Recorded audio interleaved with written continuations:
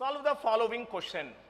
1 minus 1 by 3 whole square, 1 minus 1 by 4 whole square, 1 minus 1 by 5 whole square అన్నాడు.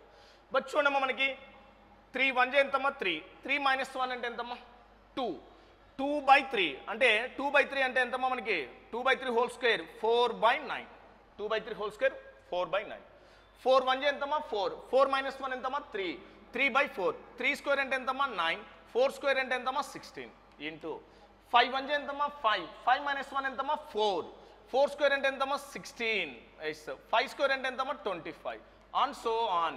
So ఏమవుతుందమ్మా మనకి n minus 1 whole square by ఎంతమ్మా n square. ఇది మనకి ఇప్పుడు ఏమేమి క్యాన్సిల్ అవుతుంటే చూడమ్మా ఈ విధంగా ఈ వాల్యూ క్యాన్సిల్ అవుతుంది. అంటే ఇక్కడ వాల్యూస్ అన్ని తీసుకుంటే ఈ మిడిల్ ఉన్నటి వల్ల క్యాన్సిల్ అయిపోతాయమ్మా, క్యాన్సిల్ అవుతుంది. మనకి ఏముందమ్మా ఇక్కడ ఓన్లీ న్యూమరేటర్లో ఎంత ఉందమ్మా 4 ఉంది.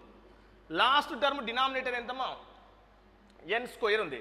మళ్ళీ n స్క్వేర్ ఎప్పుడు క్యాన్సిల్ అవుతుందంటే నెక్స్ట్ టర్మ్ తీసుకుంటే n స్క్వేర్ క్యాన్సిల్ అవుతుంది మనకి. అంటే అప్పుడు ఏమవుతుందమ్మా మనకి n స్క్వేర్. రైట్, బట్ ఇది ఎలా రాయొచ్చమ్మా మనకి, ఇది కూడా 4 అంటే ఎలా రాయొచ్చు మనకి 2/n ఏంటమ్మా మనకి హోల్ స్క్వేర్ అవుతుంది. ఓకేమ్మా, so were that answer 2/n whole square. ఓకేమ్మా.